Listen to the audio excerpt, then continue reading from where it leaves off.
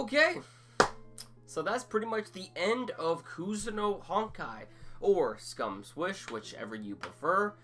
So, we're finally done with this series. So, I'm very curious what everyone thinks of this series, what everyone thinks of this series as a whole. Because in my personal opinion, I think it's a very good series, at least in my personal opinion. There is some things that I will say that is kind of, questionable regarding our characters, but as far as the overall series goes, I think it was a really good series. So pretty much in this episode, we have it to where our characters are pretty much just going about their day-to-day lives. We have Hanabi and Mugi finally, deciding what they want to do with their lives, how they want to continue and keep moving forward. We also have Akane and Kanai-san getting married, and they are trying to move on as well, trying to become better people as well. And there's even a point in the episode in which Akane, when Kanai actually wants to go talk to, Hanabi because he sees her, lonely, Akane says, no, let me go talk to her, and, it's showing a little bit of progression when it comes down to her overall character, because we know that being with Kanai, she is making a difference. Of course, she is probably going to be a scumbag and, completely manipulate him, or even, but basically Kanai knows that she is going to cheat on him and be a slut or whatever, but, regarding last week's episode, it's all about the change and how, people will change little bits by bits, okay? People don't change in an instant. It takes a while for them, to actually make that change themselves. And in this episode, I guess you can say that, Akane is showing a little bit of development when it comes to her overall lifestyle in which she is living, because if Akane really wanted to be a dick towards Hanabi, she still would have try to manipulate her, intimidate her, and just make fun of her for being alone. She would just be an overall asshole like she was before.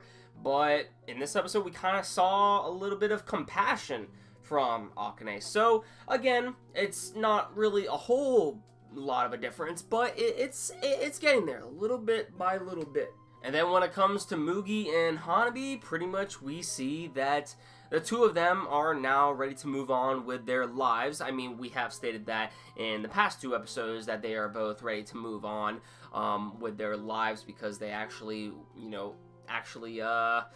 announced to their, crushes that they really do love them. But they were rejected because those individuals love someone else, and that's hard. It's hard, especially if someone doesn't like you back the way you, love and care for someone. It's hard. It's hard, and it takes a while to even get through that pain as well, and that's what we see in this episode. It's very painful for Hanabi and Mugi, to move on with their lives, knowing that they were rejected by their crushes, but they know that, these, obstacles that are in their path is only the development of when it comes to overall relationships. I mean, you're gonna get rejected, you're gonna feel bad, you're not gonna feel like you actually connect with this individual that you are currently living with. Sometimes you may even feel empty inside, lonely, and that's what Hanabi and Mugi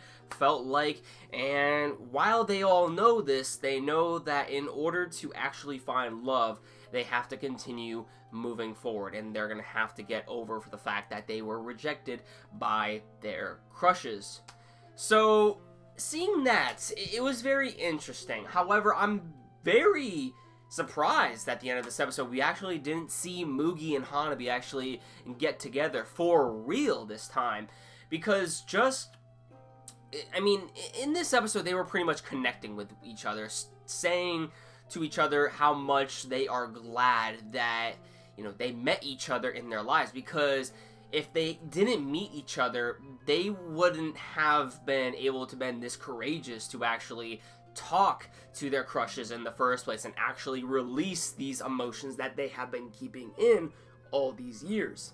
So that part of the episode I actually respected. I really respected how Hanabi and Mugi, you know, were finally connecting with each other, telling each other that if they have never met each other, they would have never been able to quell their loneliness. By being together from the beginning, you know, they were just using each other as some sort of outlet in order to not feel the loneliness. But by the end of the series, they finally connect to a certain extent as being, you know, friends, and they're glad that they actually stayed and occupied their time with each other, because if they didn't meet one another, they would have, you know, not been able to move forward in the first place. And there's also Echan, who seems to now turn over a new leaf as well. We see a little bit of dialogue being exchanged with Echan and Hanabi, and it seems that after 2 years, Hanabi is actually, or excuse me, Echan is actually, you know, progressed.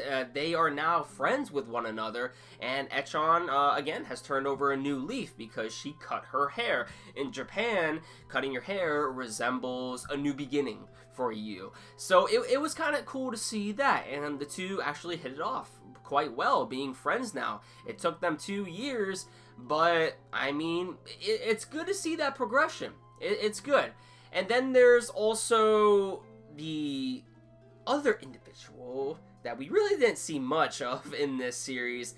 I forget her name, but she's like the... See, if she played more of an important role in the series, we probably, you know, would know more about her. I really forget her name. I think it was, Mocha. That was it. Mocha. Mocha, we see that she is actually, you know, going up on beauty pageants now, apparently. And I think what this is trying to imply is that she actually does have beauty within herself and her just overall, you know, appearance as well. But the thing is that when it came to her overall character, she, you know, was living in a fantasy world, you know, where she believed that she was the most beautiful person, you know, around that can eventually get Mugi, you know, but she wasn't living in the reality. And I think in the reality, deep down inside, she thought that, you know, she really wasn't that beautiful, you know, and she knew to a certain extent that she couldn't have Mugi. But seeing at the end of this episode, we see that, you know, she is beautiful.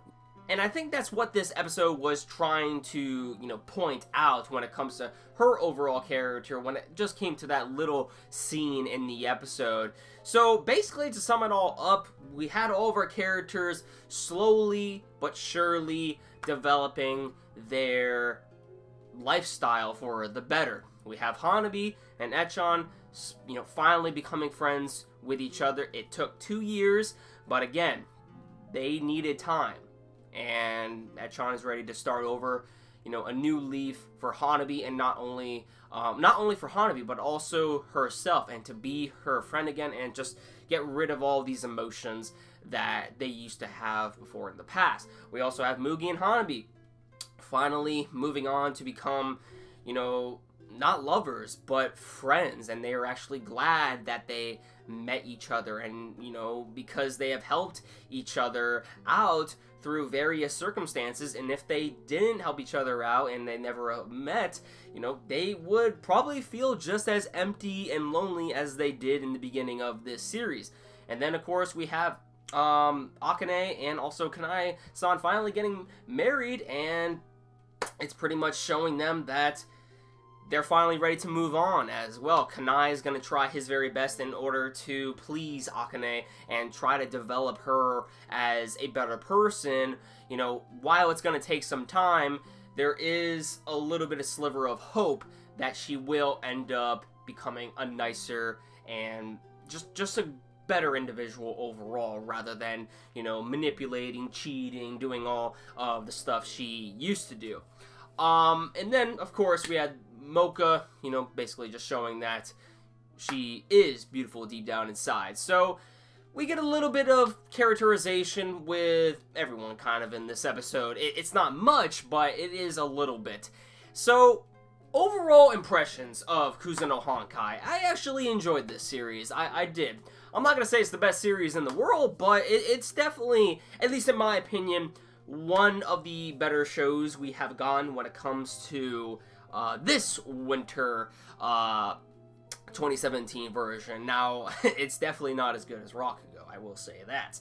But this series, it wasn't bad. I actually enjoyed it throughout, and it does delve into some philosophical topics of relationships, love, changing to be a better individual. Like, I just like that stuff in a series. I like how series can implement themes to their story and how the characters try to adapt to those themes and actually change throughout of the series to actually become better individuals or smarter individuals. That's what I like about them, those series, and this is surprisingly one of the only series that I actually liked when it comes down to romance anime. I mean, I've stated this numerous of times. I'm not that big of a romance guy when it comes to just genres of literature in general, not only anime, but just genres as well. It's very rare that you will see me with a romance book in my hand. So, I mean, if it just shows you that I actually enjoyed this series and I'm not a guy that likes romance genres, then, I mean, that's a good sign, at least in my opinion. So yeah, when it comes down to this overall episode, it was not bad. I mean, it didn't show us much, but it did show the little progression that our characters are making in their day-to-day lives and how they will develop in the future. And that's all you really need for an ending like a series like this. It's probably not the best series that we have gotten. It's not the best ending that we have gotten, but it's still a satisfying end to this series. Let me know what you guys thought about in the comments down below on what you thought about this series and also what you thought about this episode. I'm very curious. Are you glad that Mugi and Hanabi did not get together? Are you surprised that they did not get together? And just, you know, are you glad that the characters actually have made some progress? Like, I just want to hear your overall thoughts as to what you thought about this episode. Leave a discussion down in the comments. I really want to see your overall thoughts. Thank you all for watching. I'll catch you all in the next one.